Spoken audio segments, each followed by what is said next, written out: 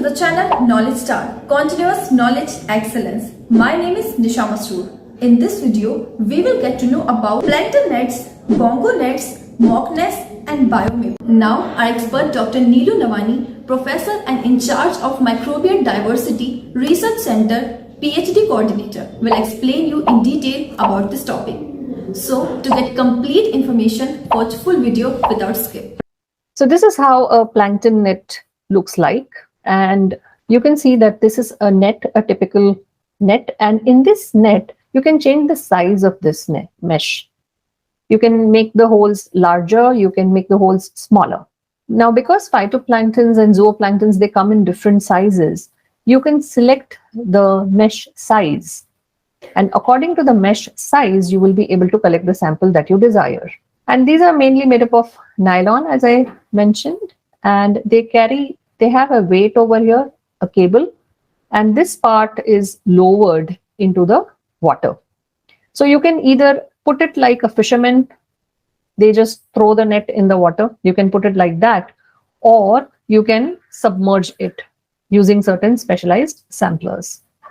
So these nets are generally, because they are used for research purposes, they are towed by research vehicles, and they are again at the end of the funnel. It's a funnel shape, and at the end of the funnel you can see that this is called as a cord end, and anything which is larger than the mesh size is getting collected into the cord end. Now, bongo nets are very similar to plankton nets, but they are mainly used for collecting not planktons, but they are used for collecting fish eggs and floating or suspended fishes. They also collect larvae and some small invertebrates they can collect. And you can collect anything that is in the size of 1 to 20 millimeters.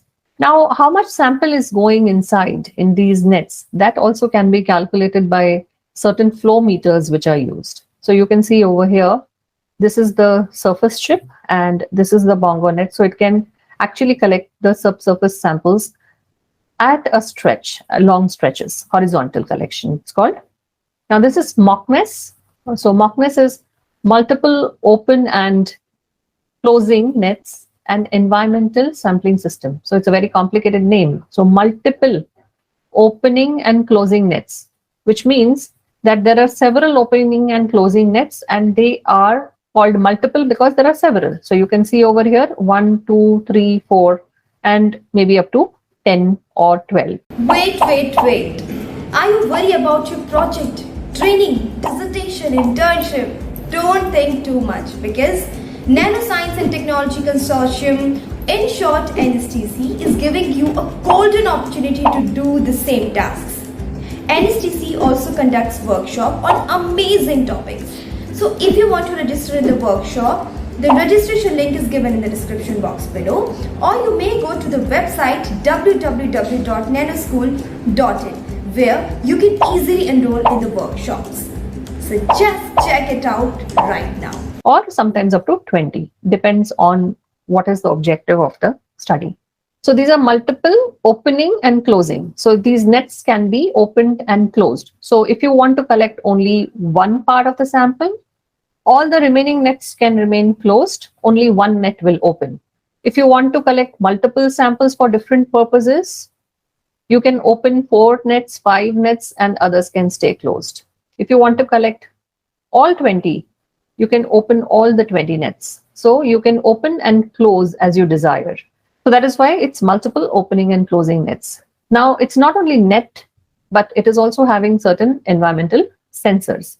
So these sensors would be for measuring environmental parameters like conductivity, temperature, pressure, what is the dissolved oxygen. Now, dissolved oxygen is becoming lesser in the oceans. It's because of the pollution. So we are throwing a lot of garbage in the ocean. We are throwing plastic which is not getting degraded. We are throwing oils in the oil and many compounds which are carbonaceous. So everything that we don't want, we have only one place to dump. We dump it in the ocean. And one day this ocean is going to throw everything back at us, right? So we have to take care of this. Now, dissolved oxygen levels are going down because there is so much pollution that there is hardly any biological activity taking place. And this is a parameter which is of concern to all of us. So this also can be measured using these environmental sensors. Now the net which we use over here, they generally would have a size, the whole size would be as small as 64 microns. So you can catch planktons also with these nets. And you can collect larger planktons because you can also have nets which are little larger in size with respect to their holes. So the holes up to 3 millimeters, if they are present, then you can collect a large variety of planktons ranging from 64 microns to 3 millimeters. And this is how it actually looks like. The next is Biomaper.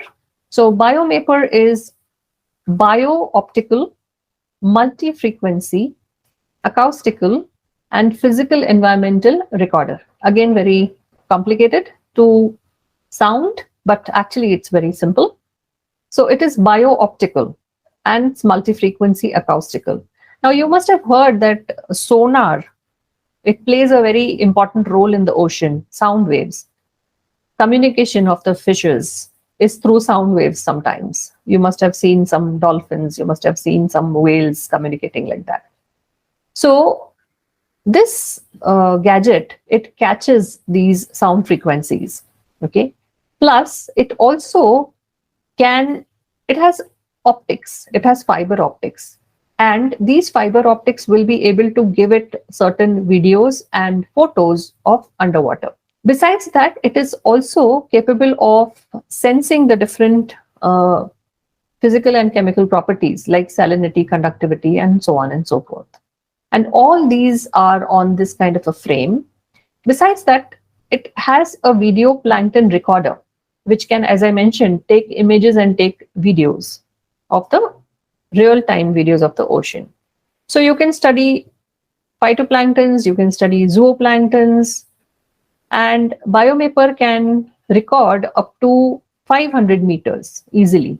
So up to 500 meters, the sample can be collected. Hope you liked the video.